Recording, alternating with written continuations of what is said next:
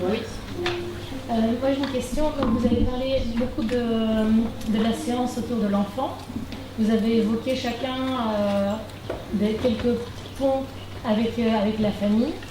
Et je voulais savoir comment est-ce que vous articulez ce travail individuel avec la famille. Comment est-ce que, pour reprendre la phrase de Gols, comment est-ce que le psychomotricien, qui devient un être un peu extraordinaire, peut rencontrer la famille qui doit rester aux yeux de l'enfant aussi extraordinaire?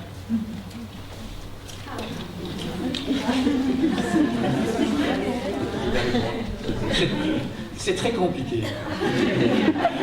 Dans le sens où j'ai travaillé 30 ans dans un service de santé mentale, en étant responsable et j'ai fait aussi des formations de thérapie familiale, et que c'est difficile de transformer une demande de famille, je pense, qui fait appel à un psychomotricien, soit par l'intermédiaire de l'école ou spontanément, de transformer ces demandes dans des thérapies familiales ou des entretiens familiaux. C'est très compliqué, comme passer de la logopédie, je dirais, une demande de logopédie à des remises en question en famille. Ça, l'expérience, j'ai essayé, hein. C'est comme passer, je dirais, d'une prise en charge individuelle à une prise en charge conjugale. C'est très compliqué. Manifestement, on est aussi quand même balisé par le symptôme et par la demande.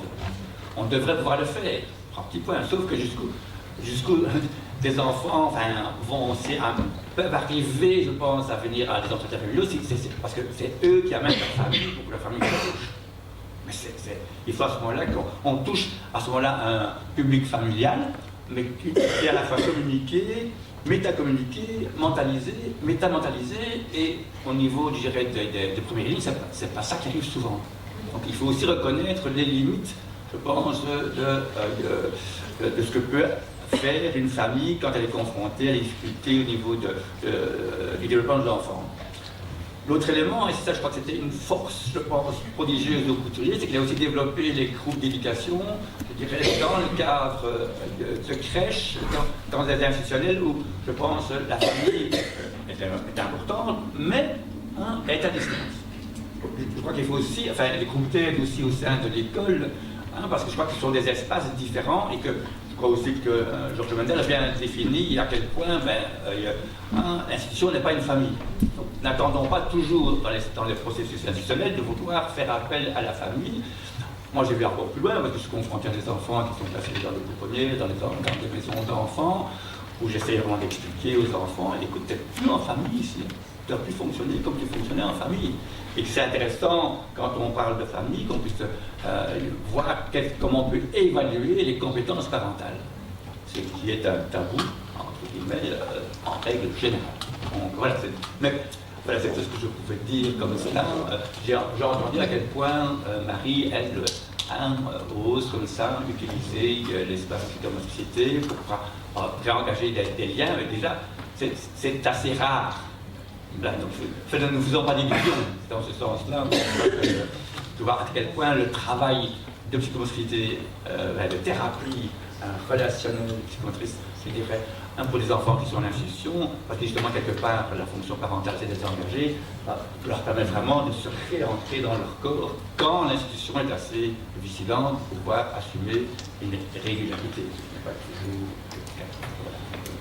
Moi, j'ai envie d'ajouter que, on n'a pas que des enfants qui sont en institution, on a des enfants avec une famille et où les parents font une demande quand on a affaire à un cabinet en ambulatoire ou une salle en ambulatoire.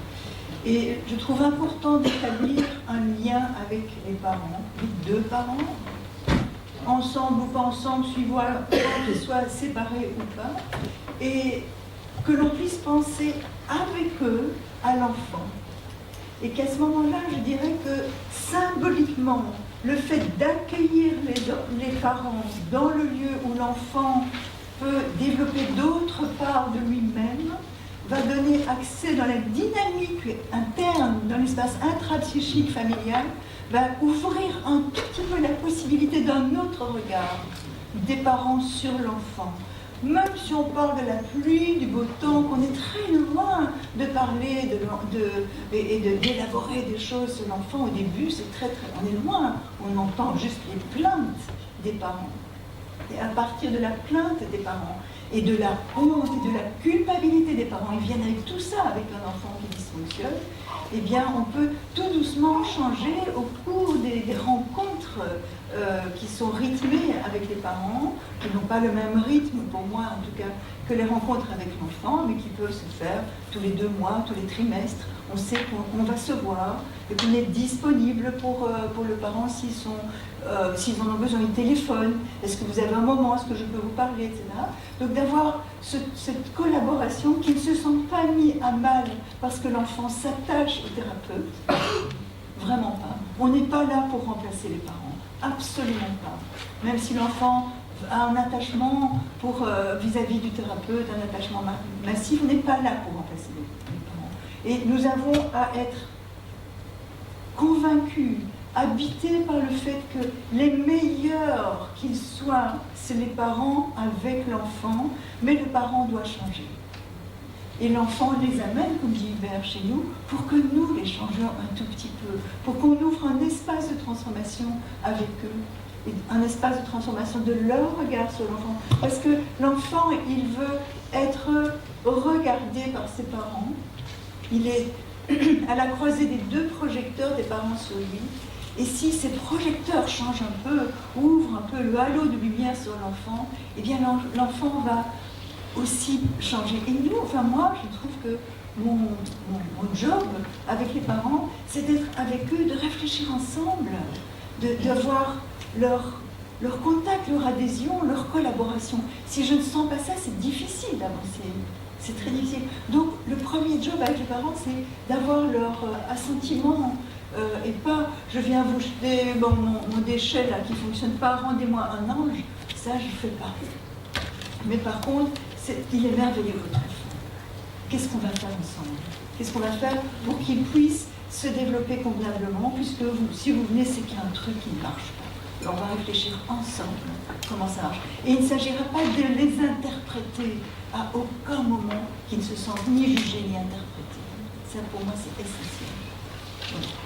Oui, ben, je crois que quand tu as pu dire à quel point travailler avec un enfant dans un mode de survie et pouvoir développer, je dirais, une disponibilité inconditionnelle, ce n'est pas évident de développer une disponibilité inconditionnelle et pour un enfant et pour un autre.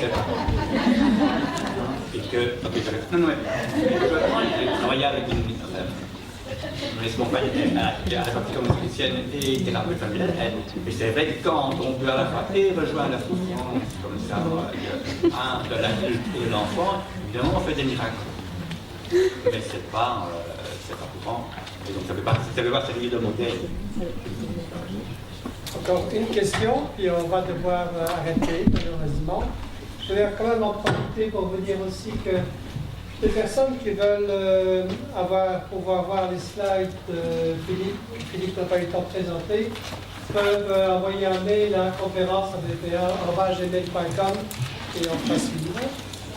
Je fais suivre donc les slides, mais sans images, si vous permettez. Là, il y a une question évidemment de secret professionnel, partagé. Une fois que ça part, je ne sais pas, tout se peut. Et après la courte question et la courte réponse, évidemment, juste vous restez là tous les 4, parce qu'on a une petite surprise pour vous, et un tout rajoute. Voilà.